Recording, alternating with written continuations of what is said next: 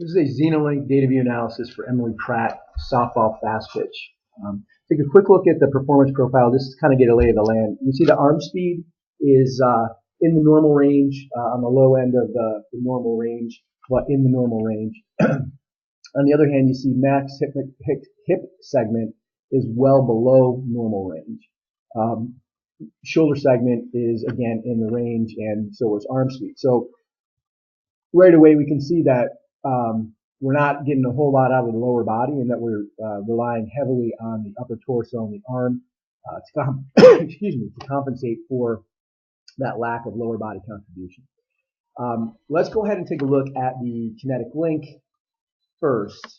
Now, in the kinetic link, what we see here is, and I have her basically at peak bottom, but let's go into stride. So foot hits the ground here about 30. You see lower body does engage, and the torso flows off of the lower body. So lower body, timing-wise, does accelerate after foot contact, and there is a sequence between the lower body and the torso. However, the lower body is contributing very little speed or power to the process. As a result, the upper torso is going to have to do a lot of work to make up for that lack of speed, and also the positional dynamic. And as a result, the arm does flow off of the torso, but you see the torso continues to accelerate rapidly right through release, where typically we would see that peak out and decelerate, allowing the arm to really whip. So we see a lot of sort of forced activity with the upper body, torso and arm, to compensate for a very limited lower body contribution. So that's not only the power of it, but also the position and the sequence of it. What we'll see visually as we look at the video is, as the front leg comes into contact with the ground, we immediately go into a knee flexion, and the back hip stays wide open, or the trail leg stays wide open. So we have a very open lower body. So there's very little closure here, and we have a very weak lead side. As a result, the torso is going to have to make up for that, as is the arm. So what we'll see here then is, if we take a look at, let's just go ahead to arm dynamic here real quick. So what we see here is we see a peak output well in advance of release. So arm speed is peaking out, around 60, 62. The rotational speed of the arm component, if we look back here, peaking out just after that, 63 to 64, almost, up to 65, 66. So we're peaked out well before our release, where we have quite a bit of deceleration. If we look at, so that's when we're looking at that, we're looking at both just the linear output, miles per hour, as well as the rotation of the arm, okay? That all peaking out back here where it should. Ball release is a little bit late. So I want to show you something here. Let's get rid of this. Let's go back to this graph, which isn't in the online profile, but is part of the data, which is our elbow flexion, extension, internal rotation speed, much like we look at with overhand throwing. And what you see here, again, is a peak output occurring in that 60, where you see elbow extension occurring in the 60, 61, and then internal rotation speed occurring right around that 64. Between, you get your peak output from between like 62 to like 66, all right? And that's where you're getting that peak output, okay? So the arm dynamic looks really good, very strong, both from an anatomical perspective here, elbow flexion, extension, internal, external rotation of the shoulder, beautiful. Arm dynamic in terms of if we go back to our speed,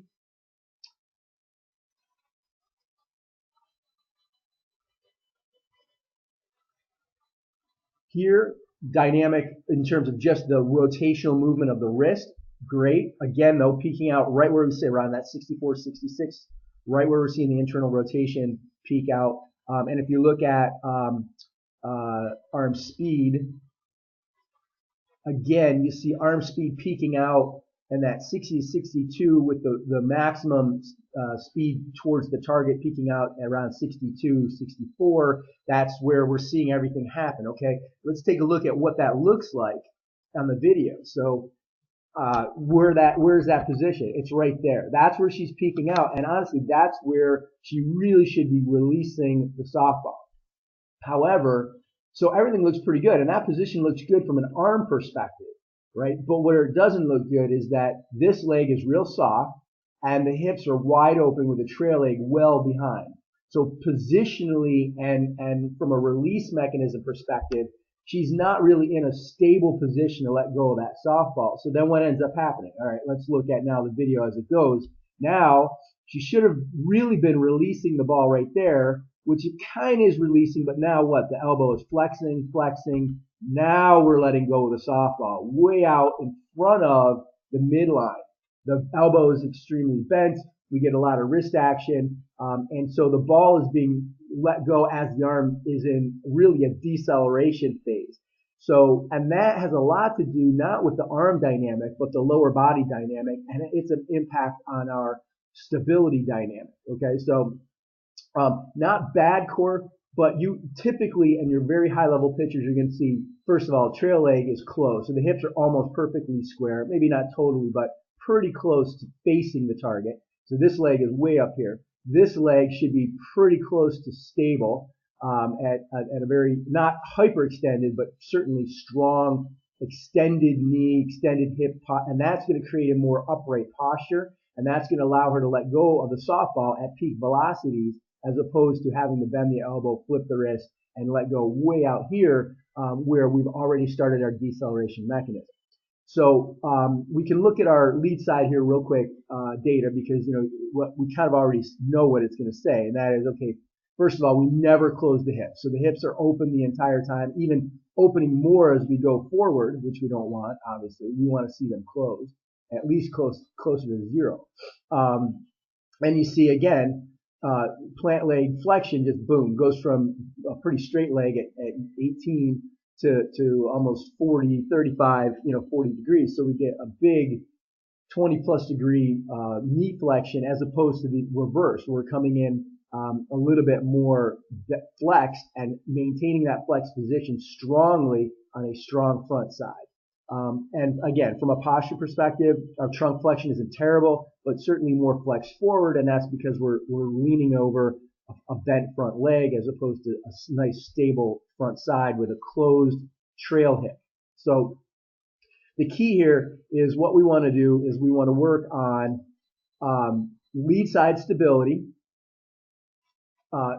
pelvic low core control posture, but really what we're looking at is lead side stability and driving the trail side through, okay? So that's both mobility and strength and anatomical function, or, strength slash mobility function, as well as pitching coordination. Not necessarily pitching mechanics per se, but pitching coordination. We want to drive the trail side through.